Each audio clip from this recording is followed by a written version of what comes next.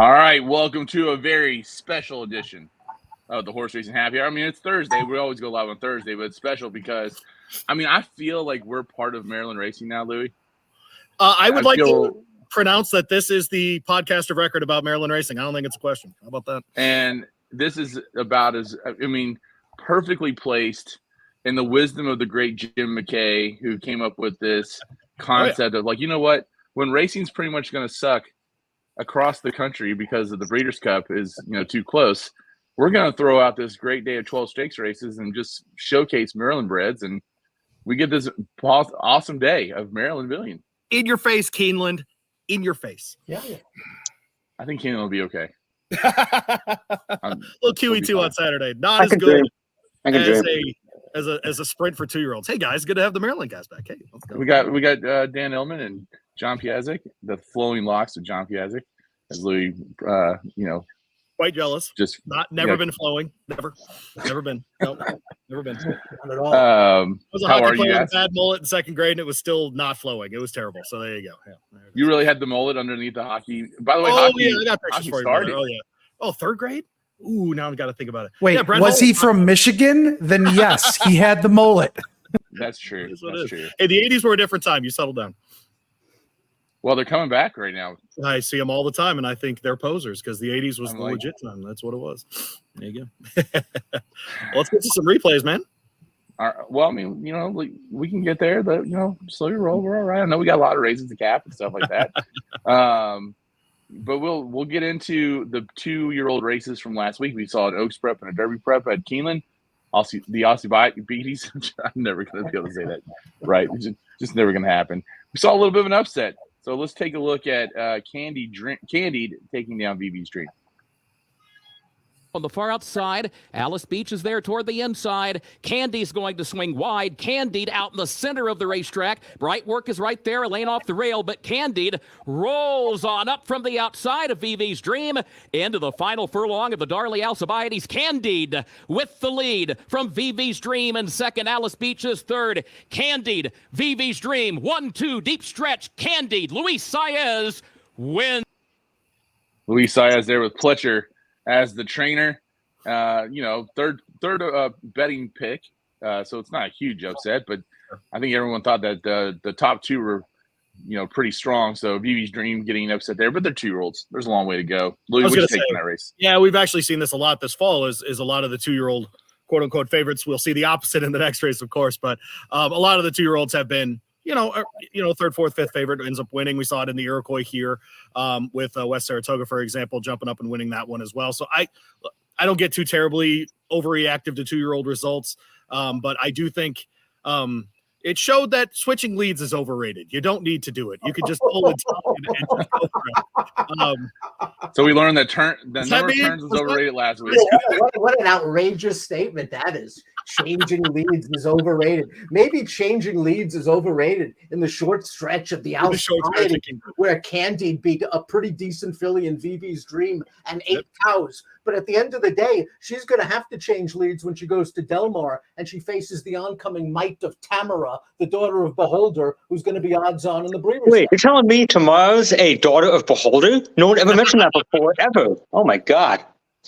If I just daughter of Beholder is good. Wow. Now, John, no one would know who she is, but she's going to forge probably a reputation on her own after she takes Candied and her left lead paddle out at Well, I feel like she'd get a lot of hype on her own, but the fact that she's the daughter of Beholder just elevates it to like the stratosphere.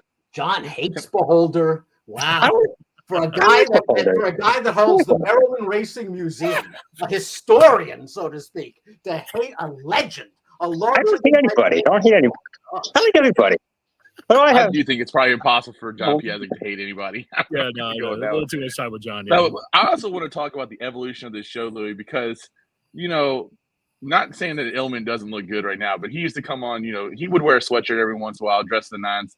What is on the T-shirt? I'm trying to figure out what you have on your T-shirt right here. It says Dapper Dan. Oh, nice. You're damn right it does. That's right. You've never seen a Dapper Dan, Mike? Like, I knew that as soon as I saw the picture.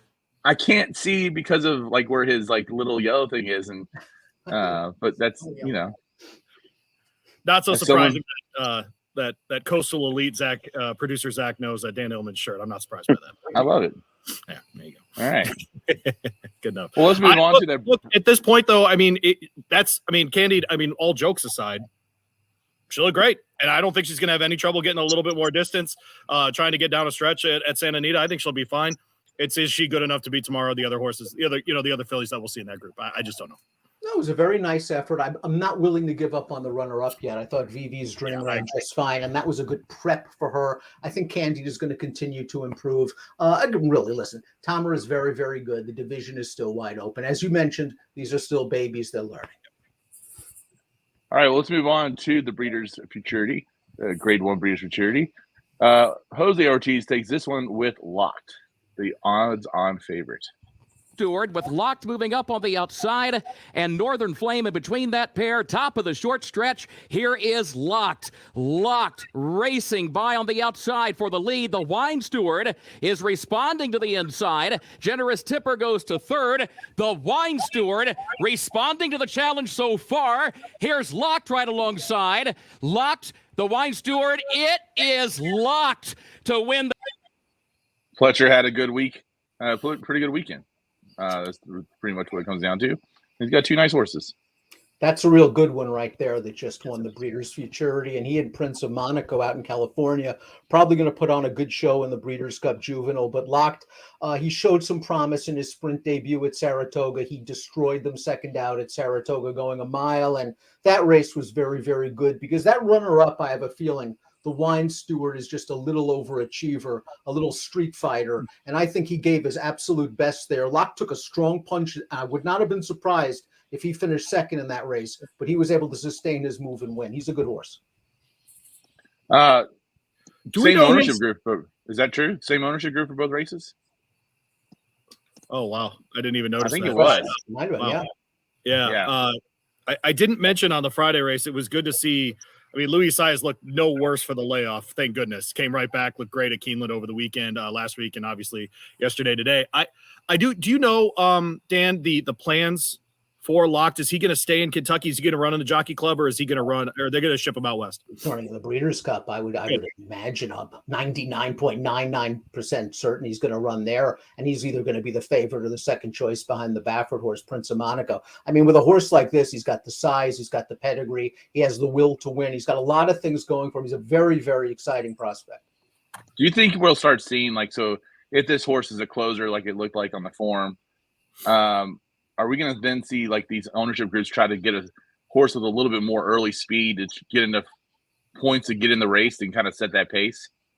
I think it's too late for that now, isn't it, John? I think these fields are pretty much set. I don't think you see rabbits too often in the No, I'm talking about. No, the Breeders' Cup doesn't matter. I'm talking about for the big race in the first Saturday of May.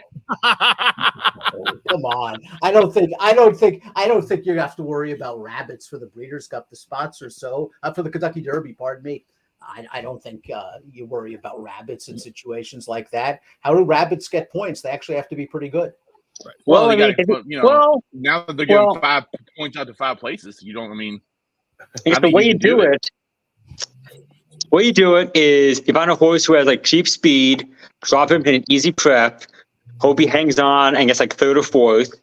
Yeah. And then when inevitably there's a bunch of defections and the 28th place horse ends up in Derby, there you go. That's your horse. That's your rabbit. My feeling is this horse doesn't need a rabbit. It doesn't. Okay. 28th draws in. That's so true. And honestly, you really look, even though he was 7th and 6th, he was really only 1 length out of the lead. He was right there. He's more of a stalker than he is a closer. Is that true? I think because of the post position, he was forced to be taken back. He had a terrible post position at Keeneland, the far outside. I think that was the big worry for the connections coming into the race. How are we going to work out a trip? So I think they had to take back in order to save some ground. If they were forward with him, there was a chance he would have been wide going into the first turn. So I think he's a little bit more tactical than he shows. He's not a burner that's going to go right to the lead, but I have a feling he's a little bit pace adaptable. Okay. And look, with the Baffert running style, even, especially with 2-year-olds, only 3-year-olds, they're going to want to be near the front or on the front. So he'll have something to run at simply no matter who's in that field, as long as there's a Baffert. As long as there's a Baffert, he'll be trained by somebody else. It's Santa Anita and it's, you're still talking about the Breeders' Cup. I'm still talking about that. Yes, thank you, Dan. Listen, I've gone record. There's nothing more overrated than Breeders' Cup Friday it's a day of races that ends up meaning absolutely nothing. Wow. So, Wow. I it's do for not the betting. Sure. Breeders' Cup Friday to me is Well, don't tell us how you feel about the Maryland Million then. Well, there's one horse who, if he runs coordinated Breeders' Cup Friday, a lot more interesting, and that's Fulmineo, who's a Maryland bred, who came in second in the Pilgrim last Wednesday and might have been the best horse in the race. If he goes to the Breeders' Cup, he's probably a Maryland bred who has the best shot of being there. Probably the only Maryland bred who has a shot of being there. I mean, he's interesting in that race, at least, I think, if he goes. All right. Go see what happens. We'll see. We'll cheer for the Maryland bred on that Friday. We'll be there. There you go. There you go. Are you going, Dan?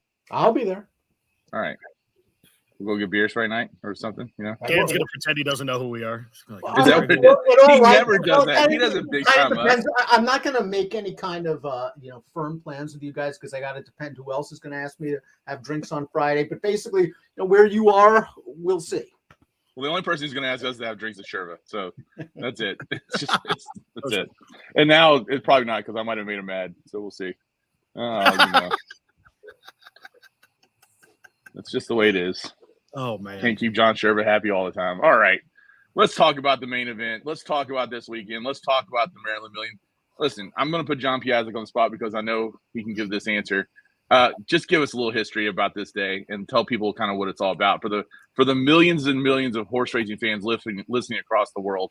And how many countries? 64 questions? 64 countries? Is that what it is? All 67. We're up to 67 countries. Subscribers in 67 countries now. Yeah, how about that? Tell people who might be in Indonesia listening to this show about the Maryland Million Day and how important it is to Maryland racing. So it's the 38th Maryland Million. Its full name is actually the Jim McKay. Yes, the Jim McKay Maryland Million. It was founded by Jim McKay, of course, who was inspired by the Breeders' Cup and thought we should have our own version of the Breeders' Cup in Maryland. Because back then there were no big state bred days the way they are now. So he created a Maryland Million as a way to celebrate horses who are and this is important, sired in Maryland. This is an event for horses by stallions standing in Maryland, and it was a huge success out of the gate. In fact, I believe the first classic was actually televised on ESPN. It used to alternate between Laurel and Pimlico for about the past 20 years. It's been run only at Laurel, and it's been held in October, I think, every year for about the last 15, 16 years. Something like that. As I mentioned, it's only for horses by a stallion standing in Maryland. The only way a non-Maryland sired Maryland bred can draw in, and you'll see this on the AE list, is if a race ends up having fewer than 8 Maryland sired entries. If that's the case, then a Maryland bred who's not Maryland sired can draw in. So in a race like, say, a Nursery or the Lassie, probably won't see an AE draw in because there's a lot of Maryland breds in that field, Maryland sired in that field, and it's going to be quite the struggle. But in a race like the Classic or the Ladies or even the Sprint, where there's only 8, 9, 10 horses in the main body, it's certainly not impossible that there'd be enough scratches that a plain Maryland bred would draw in. And also sometimes you'll see horses who are not Maryland bred, but Maryland sired in these races. I mean, Anna's Bandit, for example, a few years ago, a very nice Mid-Atlantic spinner. She was bred in West Virginia, but by one of the all-time great stallions in Maryland history, Great Notion. So she was eligible in the Maryland Million. And this year, the sprint favorite, Twisted Ride, he was bred in Pennsylvania, but also being by Great Notion, he can get in. So that's how it works. It is. That's right. All right, so the Classic, Market Maven, Pennsylvania bred. Yeah, him too. And Luke Stanton, also a PA bred, sired by Divining Rock. So it really, it's an interesting sort of mixture of Mid-Atlantic connections, but this is their day, and they deserve it. They put on a show all year long. Mm-hmm. And it's a really interesting card. We're hoping the weather holds out because right now there's a big chance of rain on Saturday because, as you would expect, you've got pretty big fields, and these are extremely competitive races. These are good betting races. Oh, definitely. And so talk about that a little bit. Dan, just about the weather and really about how if the races are off turf, the tendencies at Laurel, how that all kind of works. Well, I think that if there's a heavy torrential rain, they'll take some of the races off the turf. But I think for the most part, they're going to try to keep it on, and the course will probably be soft and yielding, figuring we're getting towards the end of turf season anyway, and these horses have prepared for this all year long. So I think we really need a downpour. If the main track happens to come up sloppy, I don't really want to say there's going to be any sort of pronounced bias until after you watch the first few races, and you're looking for chaos in that situation. You're looking for horses that may not necessarily win, but if that 80-1 shot is still chugging along and finishes a good second on the rail in 3 straight races, you might think the inside is good. And the funny thing is, the forecast has improved actually over the past few days, because earlier in the week it was calling for a ½ inch, now down to a ¼ inch. Rain is supposed to start in earnest probably around 11 o'clock. As Dan said, I would imagine they'll do everything in their power to keep everything on, especially because it has not really rained around here in about 2-3 weeks, which on one hand is kind of almost mocking. It's like, oh, it was so nice all week, now it's raining. But on the other hand, grass is pretty dry, hasn't gotten a lot of moisture in a while, so that should help a little bit on Saturday. He's right. The turf course has been playing very fast times. It looks like it's been very, very firm. It could probably use some moisture. Okay. A reminder, too, we are presented today by Maryland Thoroughbred. Go find them at MarylandMillion.com if you're heading out there or are on the fence about going out there. MarylandMillion.com, great resource for all the happenings on Saturday at Laurel Park. It's a great day of racing. It really is. So if you get out there, stuff, Yeah, I agree. And we got a great name in the first race that we're going to talk about. This is race number 5. It's the Maryland Million Turf, mile and eighth on the turf, 3-year-olds and up, $125,000 purse. I'm personally going to see if we can raise enough money. We can buy the 8 horse. We can change the name of the horse from Crabs and Beer to Crabs and Natty Bow. So Crabs and Natty Bow, what do you think? Oh, Natty Bow, let's go! Woo! We can do it. Let's start the GoFundMe page. Let's buy that horse, Crabs and Natty Bow. All right. Dan, who do you like in this race? I'm going to go with 2 horses in here. I kind of like both Fletcher and Street Copper. Fletcher hasn't run since June, I think, in the Penn Mile race for 3-year-olds.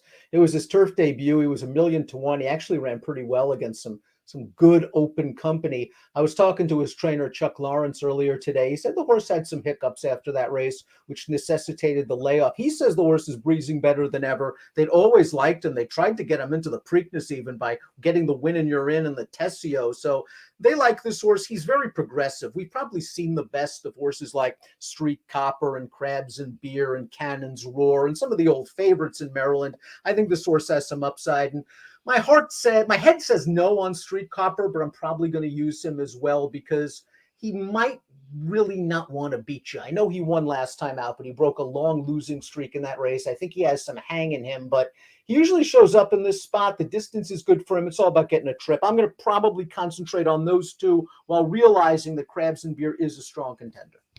Fletcher at 8-1 is a nice price too. So there it is. Johnny P, what you got? I'd be surprised if you got 8-1 on Fletcher, and I also like him. I picked him second. He's a son of Momo Farms, Blofeld, bred in Pennsylvania. As Dan said, I really liked his last start in the Penn Mile. He hasn't raced in a long time, but his workouts have been solid. If he comes back to that race, he's going to be in the hunt here. I ended up picking Crabs and Beer on top. He's also by Blofeld, trained by Kerry Ryan. Jamie Rodriguez is up.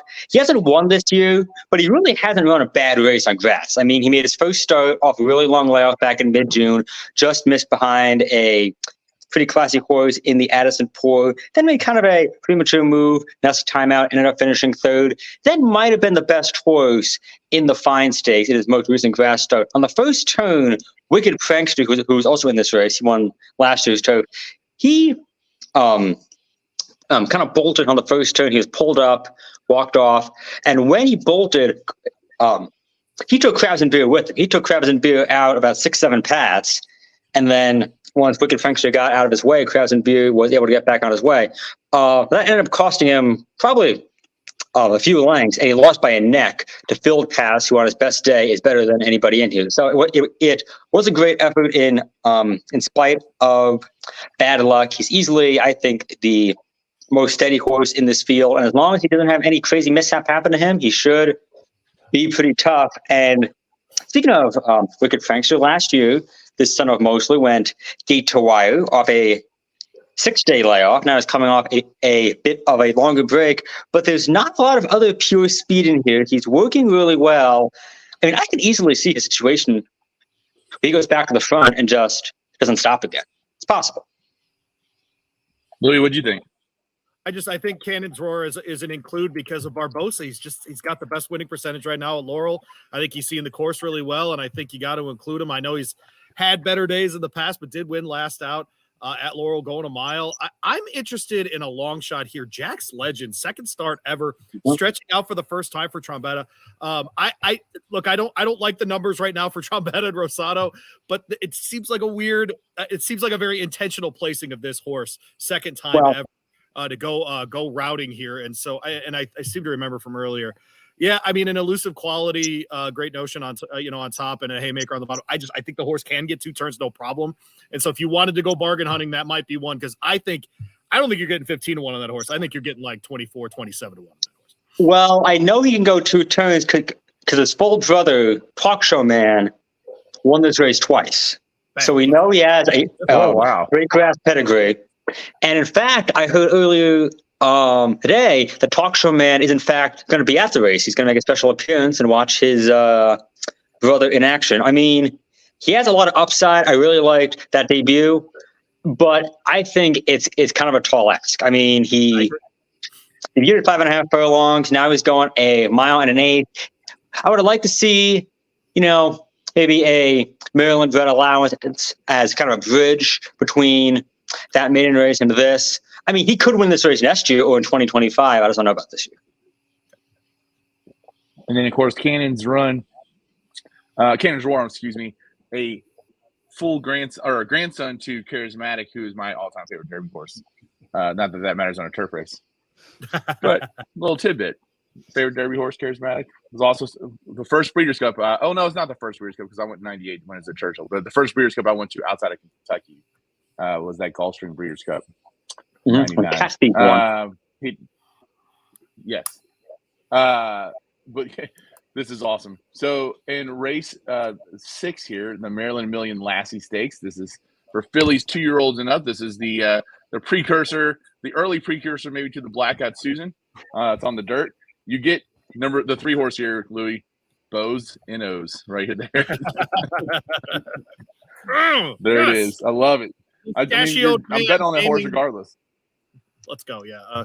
What are we getting? 15-1. I know. 15-1's about the odds of me making it through the night on Natty Bow. Yeah, it's good. There you go. Oh, Piazzik, who do you like in this race? I picked number 9, Old Bay, on top, another Maryland theme name. This being a daughter of Northview's Golden Lad. She's coming second in all 4 of her career starts. It's really not easy to do. So Gisela Maiden really hasn't run a bad race in her career so far. I mean, last time out in the Small Wonder at Delaware Park, she just missed behind Just Great, who is not in this race. But if she was, I feel probably be about half the size it is now, and B, should be about 2 to 5. But Old Bay almost beat her. I mean, she raced about 1 or 2 paths further off the rail than Just Great did, and she fought pretty hard in the stretch. Lost by just a neck, ran a career top figure on the Prismat scale, and yet she's going to be 12-1 in this race. I don't quite know about that. I mean, it's possible that, given her kind of second out of streak, might not have the heart to win a race and she'll just get to the front and stop. But I got to take a pretty long look at it. I also kind of like number 1. Remember me, a no guts, no glory homebred for Jerry Robb, who ran a huge race in the Keswick Stakes. 2 starts back at Colonial Downs, battled on the lead throughout, missed by just a half length at 32-1, was pressed by Just Great last time out and stopped, but should bounce back here, has a good recent workout, and should show speed from the inside. All right, so Louis, where did you settle? And I think John's pick of Old Bay, the 9, I really do think that horse has a serious shot here. 12-1 is really nice. I landed on 11, Shine on Moon. Went back and watched that replay. Loved how she ran at Pimlico in that maiden special. Seemed to just be right there. And when she was asked to go, she went. And I love that with 2-year-olds, especially on the filly side, if they're willing to do that extra little bit of work, especially in the stretch in their first start. So love a horse coming out of a maiden win. I think that she's got a serious shot. You'll hear that name Barbosa out of my mouth a lot, and he's aboard here. So I do think that's a major positive here. I think the 13 is the other maiden that I'm interested in. Similar track to Old Bay here with enemy number 9. 2 runs in a maiden special level, one at Laurel, then one up at Pimlico. Second in both of those. Keeps JD Acosta here. I'm interested in her as well. I do think there's a lot of different ways. This is a tough one. This is a tough race. A tough set of horses to figure out. But I would land probably on. I would probably go 11-9 in this race. I do think if they can draw in, if it's there, the 15 coming out of that win on the turf at Forest Fuel, for Dan Ward, for Lane Lucy. If that horse can draw in, I think the 15 is interesting here as well. Dan. I love the fact that we pretty much all have different horses because, as you guys said, it's that kind of a race. It's really a dart race. It's wide open. I would go shopping on the tote board before I really land on anybody. It's a spread race in any kind of multiple race wager. I'll focus on 3 horses. I think Sheila's War Cloud has to be respected, a debut winner at Colonial. And then last time out kind of got outrun a little bit in a race with a pretty impressive winner. I think that was a John Service trained 2-year-old who blitzed the field on the lead. This horse will get a better pace scenario in this big field. It's all about whether she'll work out a trip. It's a lot of horses to weave their way through or go around. I think that Louis is right about enemy number 1 going out for Jose Corrales, a guy who's probably 1 for 70 with first-time starters, incrementally better with second, and does very well with third-time starters. I think this horse got a good experience last time out, kind of down towards the inside, getting dirt kicked in his face and running on in the end. You won't have to worry about that from the outside post. He just must avoid a wide trip. Listen, there's even a first-time starter in this race that's going to be 1,000,000 to 1. I think he's trained by a very low-profile barn, Brandon McFarlane. John will tell you that the Blofelds have come out running thus far. I think he's winning about 20% with first-time starters. This guy's half-sister or half-brother won the career debut in one of the Maryland Million races as a first-time starter against winners. So if you want to throw that horse in, it's something like 40 to 1. I wouldn't argue with you. All right. Yeah, we're seeing a lot of, just like John said, they had to be bred by the sire. And so we're seeing a lot of sires, 3 Golden Lads in this race, 3 Made from Luckies, 2 Super 99s. It's just it's just the way it is. We're going on to race 7, which is the Maryland Million Sprint, 6 furlongs on the dirt for 3-year-olds and up. $100,000 race here. Louis, where did you land on this one? I think this is we're finally at a race where you have to either choose the chalk or try to beat the chalk here. And I think Twisted Ride is that horse here. I'm going to try to beat. I'll go to the 8 horse on top here with Al Loves Josie. This is a horse we've seen before, 7 lifetime wins at the track. 4-year-old gelding, son of Holy Boss there. Street Bros Lemon Drop Kid on the 2 sides of the breeding there. Has Perez in the irons again. Ran in that restricted race up at Pimlico last out. Over Good Go, lost a swill by about 1.5 lengths. And then there was a gap of 7,000 feet to the next horse. So those 2 were in the race, and then everybody else, thanks for coming. And so interested to see if L of Josie, second time without Lasix. I do like that angle as well, getting a little bit more used to running like that. Then I went to the 7. Johnny's from Albany. Rodriguez, Capuano here. Don't hook up a lot. Horse 1 last out. That is a good angle. Good enough for Phil Capuano in his barn. 1 for 6 in his last 6 stakes races as well. This horse seems to like Laurel a lot. 3 wins, 2 seconds, and 5 starts lifetime. So I'll give those 2 out. 8 and 7 on top for me here. Okay. I don't know why the dogs are going, they wait till now to go crazy, but it is what it is. So, yeah. Hillman, it's their happy hour too. It is their happy hour.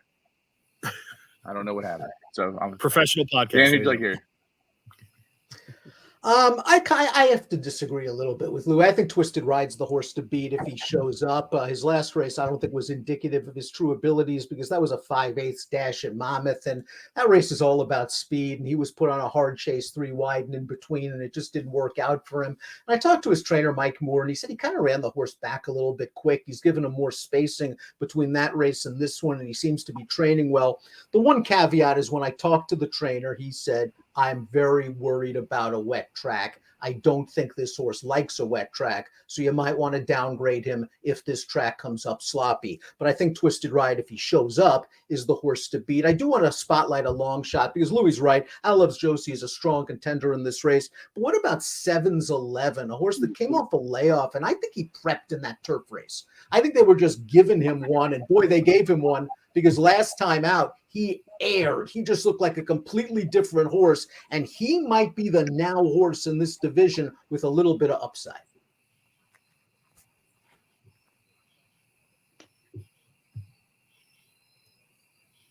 Did I stun you? Oh, John, go ahead. I'm sorry, my mic was muted.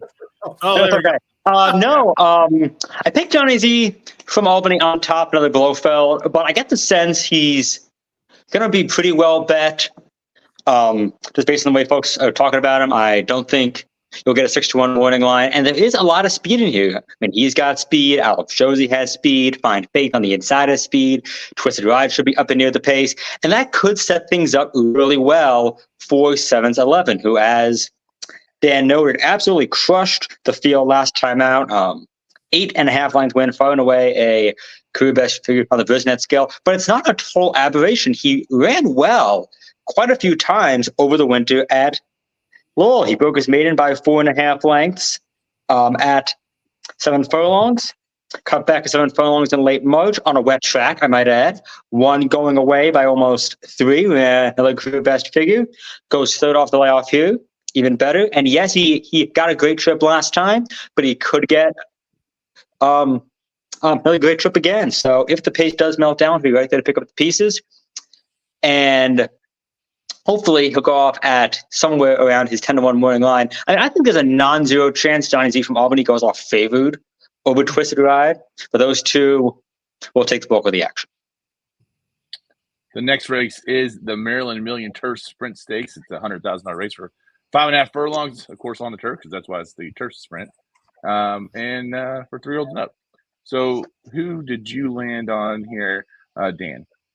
Well, it's the rematch. Whitty and Sky's Not Falling. They ran 1-2 in the Ben's Cat. John and I were talking about it in the winner's circle after the race. We were looking forward to the rematch in the Maryland Million, and it's nice to see that they're both here. Whitty, of course, is probably most famous for being the little half-brother to Caravel, the winner of the reigning Breeders' Cup Turf Sprint winner. So Whitty is living up to his sister by being a nice stakes-winning turf sprinter. It was kind of an interesting race. I would urge all handicappers to go back and watch the Ben's Cat because it was kind of a tale of two trips. Whitty's a horse that tends not to break well in his races. He broke a lot better in that spot, but then he ended up very wide into the stretch. Sky's Not Falling, on the other hand, was sort of buried in between horses turning for home. He did get a seam at about the 8th pole, and they fought on from there with Whitty getting his head down in front. I think they're equal in ability. I think Whitty will probably be a much shorter price, but I also think that Whitty's going to get it done one more time.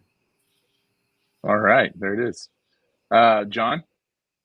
My thing about Whitty is he just does not really like to win. I mean, going into the Ben's Cat, I said if there's ever going to be a field he's going to beat, it would be that one because he looked so much the best on paper going in. He had run 7 times in the year, no wins, 5 seconds. And and yes, he did have a bit of a tough trip. He was wide, but I still feel like he should have won that race a lot easier than he did. And his Brisnet figure actually regressed by quite a bit. He went down to an 85. Usually he had been in the 90s. Had he run his usual race, even with the trouble, he probably should have won by a few lengths, and he didn't. So I wonder if he kind of just likes running with a pack and not being in front that much, that he'll run down to his level of competition and would almost rather run second or third. And in a race like this where he's going to take a lot of money, it would be nice if he won. He's Caravel's half brother. He's by Great Notion, who is closing in on second place all time in the Maryland Million Stallion rankings. I think he has 19 wins coming into this year. But I'm going to take a shot against him. And that shot comes with number 3, Synergy Star, also a Great Notion for Kenny Cox. And Virgil Lynch, I really like his last start at Colonial back on September 2nd in the Meadow Stable Stakes. He made a nice 4-wide move, gobbled up ground, just missed behind it. Determined Kingdom, a very nice local Indian bred sprinter, ran a big figure and had been in good form on dirt prior to that, really ascendant form. He beat a second level field pretty easily on dirt 2 starts back, just missed behind Indian Lake, nice local allowance horse 3 starts ago. He has great late speed, and he's going to be able to close down that long stretch of the 5.5 furlong races. And so I think if you want to take a shot against a big 2 in Whitty and Sky's Not Falling, Synergy Star is your best bet. All right, Louis, where do you land? I agree that those are the top 3. I am fascinated by a horse in this race. A 3-year-old who's raced twice as a 3-year-old after not looking good at all as a 2-year-old is the number 2 Tidewater out of the Aguirre Barn. He has 3 wins this year. 2 of those are with him. 30-1 here. 58 flat last out at in a 5 furlong sprint. That's the kind of time that can essentially beat anyone on the planet. That is really fast and really, really capable. Interested to see the conditions, but if you're trying to fill out a trifecta, something like that, I think this is the kind of horse that can pick off a check. 30-1 right now. That's awesome. I know. Yeah, I think he'll be every bit of it. Yeah, I picked him fourth. And I picked him fourth on the Racing Biz, and it's interesting because his sire is Outflanker, long time Maryland stallion who recently died, and he's perhaps best known as the dam sire of Nick Scull. He was a sire of Cosmo's Buddy, a Maryland Million winner in her own right, and of course Cosmo's Buddy, best known as the dam of Nick Scull. A little bit of Maryland history there with Tidewater, who, as you said, has run big in both of his starts this year, and it will be a great story. You know, the Little Man Farm home. But I get the sense a lot of people around here are going to be cheering for him on Saturday. All right, so we had the race for the 2-year-old girls, and now we're going to go for the 2-year-olds. I guess they could be whatever they want to be. The Maryland Million Nursery Stakes is a $100,000 race, 6 furlongs on the dirt. Where did you land on this one? We're going to start with John here on this one. Pick number 6, Kohler's on top. He's a Pennsylvania-bred son of Bandbox, trained by John Service. Abner Adorno comes in for the mount on this Parks dark day. I really liked his maiden race. He chased the pace, ended up coming in second in the big figure behind a horse named Notice of Action, who came back to win the Prince Lucky Stakes on the Pennsylvania Derby Day undercard. Kohler's also ran in the on the Pennsylvania Derby Day undercard in a maiden race.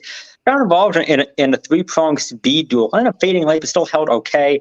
Held on and got third. His business figure climbed a bit, ended up falling to an 82, but it's still a lot better than anybody else in here has run at any point in their lives. And it was a aggression for him. I think that's pretty good.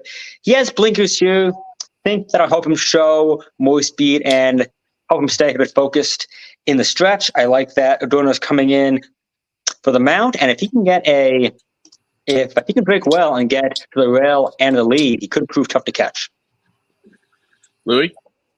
I landed on the 5 on top here. Blame the Tux, actually coming off the turf here to run on the dirt. That's a good angle with Carla Morgan, the trainer there, for the last 16 of 1 going turf to dirt for her. Smaller barn, smaller operation, but this horse showed me a lot of Colonial. I think that switch to dirt won't be too much of an issue for this son of Holy Boston. So interested to see second timer. Can they repeat that form for the first time out? I think that he absolutely can. Remind me of the rules here, John. Is the 13 very unlikely to draw in because we have to get down to 8? Yeah, he's going to need 4 scratches. Plus, he's stabled in Kentucky. So I had this image in my head of Brendan Walsh, in the paddock at Keeneland, calling the Laura Rays always 3 times a day, going, "So, is anybody going to scratch? Anybody scratch? Anybody scratch?" So I will not hold his breath on. Call me again. All right, so I'm not going to give out the 13 then. How about that? And we're going to move on to the 4, Catahoula Moon here. Obvious connections here, John Robb and Xavier Perez. I do think that this horse has a very, very serious shot. Ran in the slap last time at Pimlico, and I thought pretty well. So if it is a wet day, I think that horse will be fine over wet go at Laurel. 0 for 2, but that was prior to breaking the maiden up at Timonium. 6.5 furlongs at Timonium. Is that 2 turns? Yes, it is. That is a 2-turner. Okay, so a horse has shown that. So as Dan likes to say, we're cutting back here to 1 turn. How about that? Right. And so I'll put the 4 in there. I'm going to concentrate on the 5 and the 4 here in this one. Be careful, Louis. You might sound like you know what you're talking about with Farland. Whoa, I like 2 horses in this race. John's top pick, Kohler's, I think is very, very logical. But I think you guys missed the boat with Full Proof. I think Foolproof. I like him too. I picked him second. Race, yeah. His career, you've seen progression in both starts. In his debut, he kind of was very, very green in that race. He was down inside. He was lugging in. He ran on in the end to be second. There was something there. They equipped him with blinkers, and it's very funny watching the replay of that race because Foolproof just looks like a compact, sprinty type, and he got to the lead in there. And there's some big, giant sea monster chasing him from a first-time starter from Arnaud de la Cour, and it looks like a lion chasing a rabbit. And I'd be running fast, too, if I was Foolproof, if I had that thing chasing me. And that horse, I think, has some ability, and Foolproof never gave up. He kept right on going. He won the gallop out very easily. I think he's on the improve, this horse, and I like his outside post position. He gives the jockey options. He's fast enough, I think, to make the lead if he wants to go, but if others are hell-bent on it, he can sit just off. All right. I'll tell you, man, this day is going to be really wide open because, I mean, you guys have all pretty much been all over the place. It's kind of exciting. So race 10 is the Maryland Million Distaff, 7 furlongs on the dirt, fillies and mares, 3 years old and up, $100,000 on the board. Louis, tell me who you like. Who do I like? I mean, what are we doing here? Is Fee d'Esprit in this race? I mean, what are we doing here? She's in this race. I like Fee d'Esprit in this race. I think this is actually a good spot for her. I know she's 7. Last 3 out, a win, a second in a grade 3, and then she comes back after a little bit of some time off, wins in an optional claimer. I think she's geared for a second off the layoff kind of run here. If you wanted to try to get a little cheaper in your ticket, this might be the spot to use her and hold your nose and move on. I do think that Response Time is an interesting entry here. Again, that 6.5 furlongs, last time 2 turns at Timonium. So maybe she'll be okay going the 6.5. I think she's absolutely got a shot. I'm going to say the name again. Barbosa's aboard, so I think she's got a legit shot. And so I would probably hang on those 2. I'm interested in the 2-horse here, and maybe you guys can help me out with Luna Bell coming off of a layoff since the Black-Eyed Susan last year, not this year, last year. Almost 18, or I guess 17 months off, whatever, something like that. 5-2 here. God bless all the connections there. I'm going to try to beat her. She's the key to the race, to be sure, because if she shows up, she's going to win. She's simply the best horse on paper. But as you mentioned, she's been away for 512 days. I talked to Hammy Smith. He said at first it started out as some bone bruising. Then he brought her back to the races, and he said, I brought her back a little bit too quick. And I think the quote was, it's been really hectic getting her back.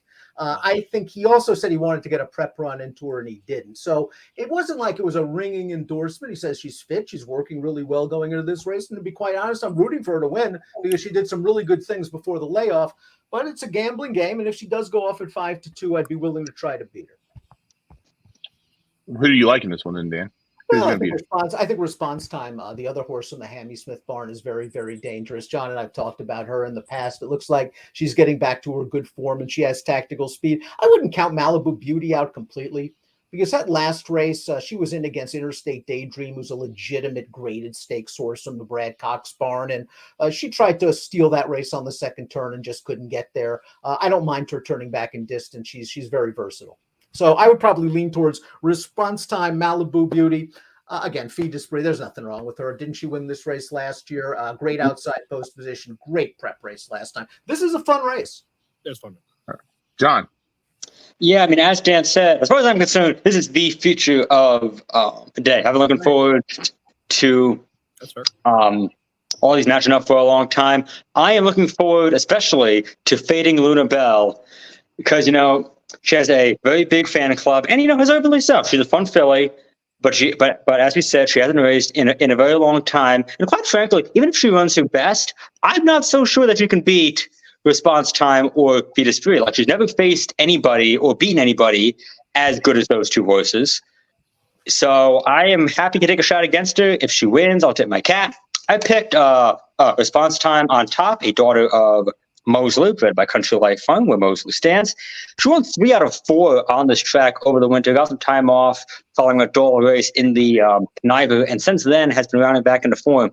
Last time out in the Timonium Distaff, she outran Malibu Beauty to the first turn, something that's not easy to do. Stalked the pace, kicked on professionally, kept Malibu Beauty at bay, and ran a lifetime top of 97 on the Biznet scale, right back in the range that she had been running over the winter. I think she's back in her top form, as Dan said. She has good tactical speed, and I'm kind of hoping that she falls a bit by the wayside in the wagering with Vie d'Esprit and Luna Bell getting a lot of the money. And that being said, if Vie d'Esprit runs off the screen, it would not shock me at all. I mean, obviously, the Reigning Maryland Red Horse of the Year, extremely classy, very easy to cheer for. So I got no qualms if she wins. One long shot I kind of like at a price is number 3, Marvelous, who's I believe 20-1 on the morning line. Won the Maryland Million Distaff starter last year, gobbled up ground that day, came from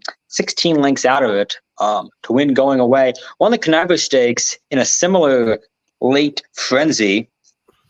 Got up by a half length at 26-1. Has great late speed. Ran a big race, I thought, at Timonium last time out. If Response Time or Vie d'Esprit run the races, I don't think Marvelous is going to be able to catch them. But if you're looking for a horse to round out an exacta or trifecta at big odds, could do worse. All right, we're going to go to the Maryland Million Classic. I'm on 8th on the dirt. 3-year-olds and up, $150,000, the big purse of the day. Dan, who is your pick in the Maryland Million Classic? As John said, the distaff's the feature. I really wish I liked this race a little bit more. I don't. Double Crown won last time out. He's a graded stakes winner. I don't really trust him completely. I talked to his owner, Lynn Cash, who likes to run horses back on short notice. You'll notice that Double Crown likes to run back on short notice. He's the one owner/trainer in the country that says, I'm worried because he hasn't run back in 30 days. It's too long for him. It's too much of a layoff. I'm a little bit worried. He could easily win this race. I think All Threes is a horse that I've fallen for each and every time. And I've gotten to the point where I'm just about ready to strip his name from the past performances every time I see him and just assume he's scratched because he's burned a lot of money for me. I think he's going to get a good trip in this race sitting second. I'm concerned about 1 mile and 1/8. He's going to get one more chance from me to do something because he might be the third choice in this race and he has tactical speed. One note, though, Jamie Ness has 2 in here, and everyone's going to be going to Our Nation on Parade, who won this race last year. Jamie is very bullish on Market Maven's chances breaking from the rail. He says this horse is a go. He's going to be sent from the inside post to make the lead in this spot. And listen, the distance is a question for many of these horses, but this is the interesting new face at a price. Have they assigned a rider to him? I don't think they've assigned a rider to him yet. Okay, but he's going to stay. That's for sure, yeah. Okay. Yeah. All right, John. So I'm going to be kind of lame and pick the chalk on top. It's Double Crown. He's a son of Anchor and Hope Farms. But McCurd closing in on $1 million. If he wins this race, going to be up to 828. And knowing Lynn Cash's style, he'll probably have a chance get to $1 million pretty soon. I mean, if you take out all the races where he really didn't belong, like he was in the Charlestown Classic, in a bit over his head, he was on grass a few times, didn't really handle that. Take those races out, and his figures are much better than anyone else in the field. I mean, he ran big in the Polynesian last out, beat some nice horses that day, won by 4.5 going away, won on this track, beat All Threes a few starts back at Laurel back in mid-August. Ran a huge figure that day. Ran a solid third, going 1 turn mile back in mid-July. He has plenty of back class, including a win in the Kelso last October at Aqueduct. And I think he'll get a pace to run into. I mean, Our Nation on Parade is likely to show speed. All Threes, of course, has speed. Market Maven is going to be close to the pace. There's definitely a chance the early tempo is pretty fast. And if it is, it's going to play right in a Double Crown's hands. I'm kind of hoping he doesn't go off as low as 9 or 5. I'm hoping maybe like 5-2 or 3-1, but he's pretty hard to see past. To Dan's earlier point, this is a horse who, in the matter of less than a month, from August 13th to September 10th, ran 4 times at 4 different tracks and won 2 of those races. Yeah.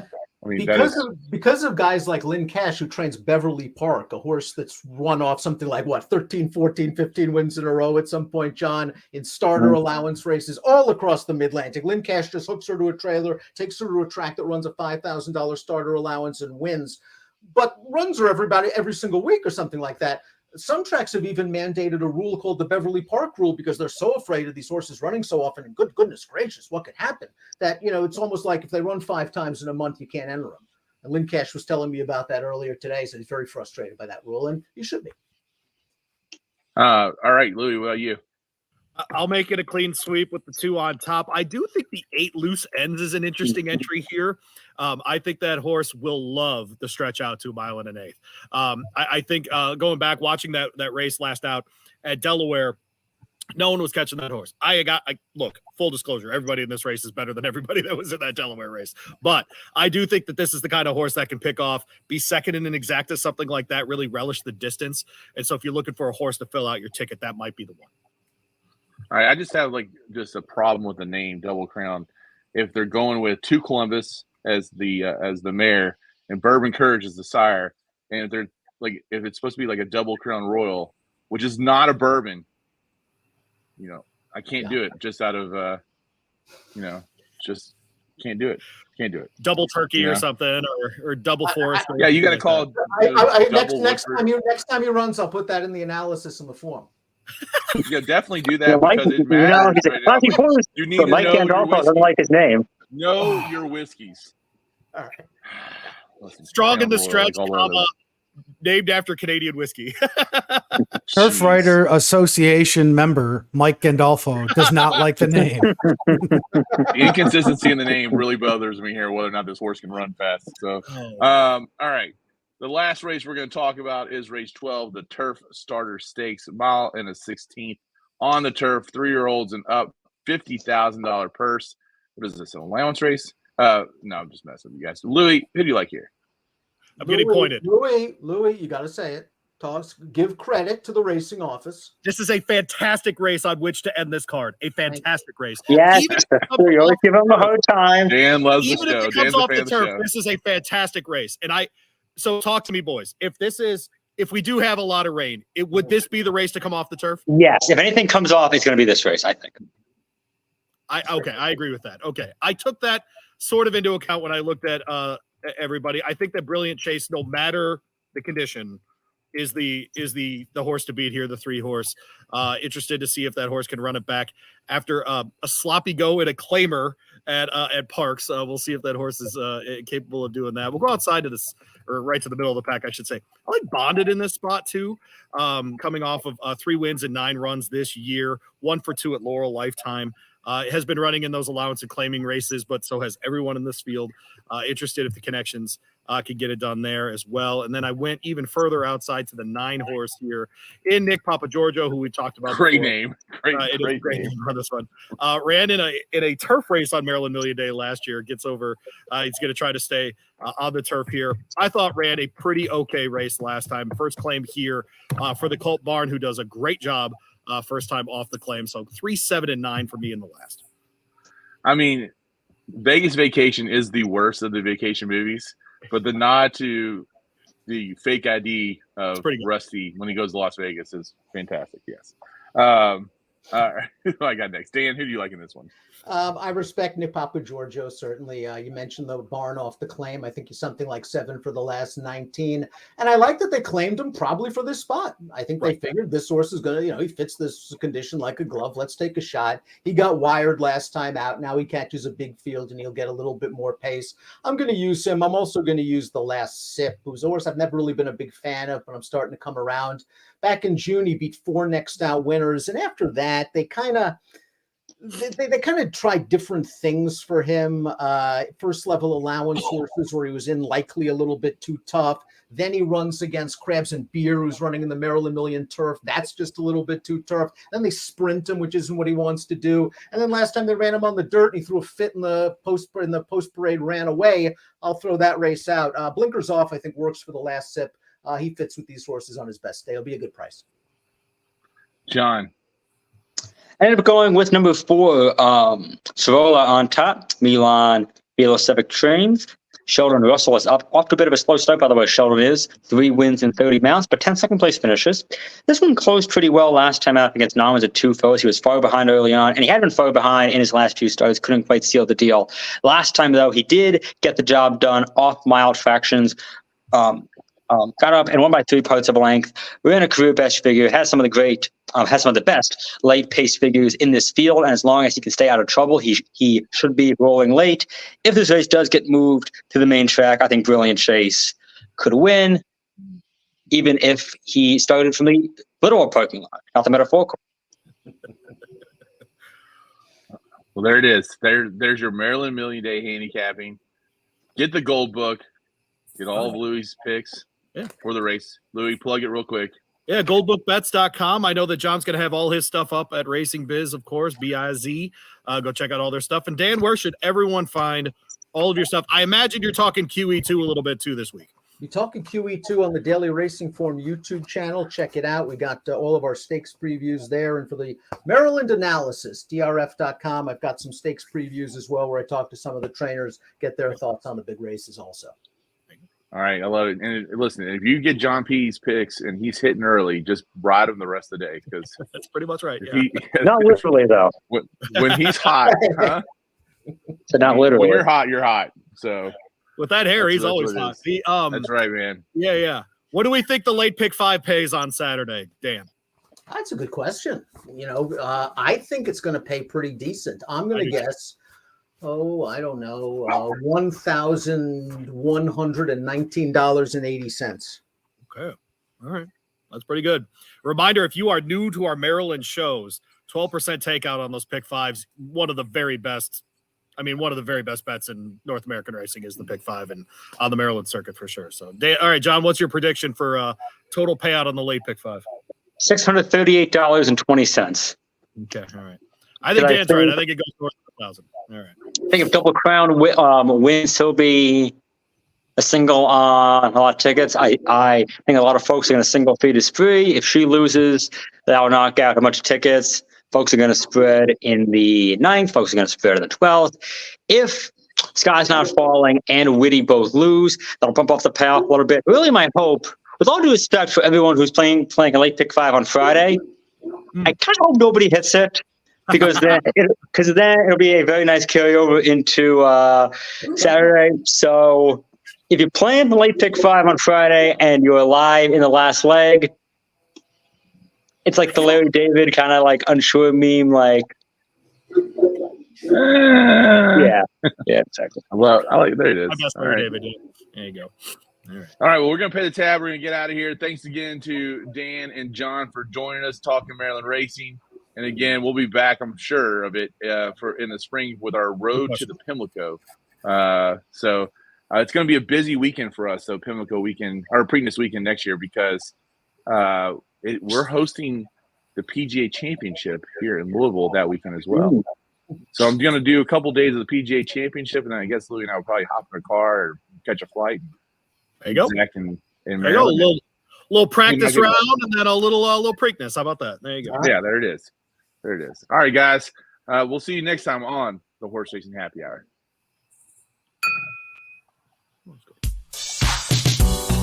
And music.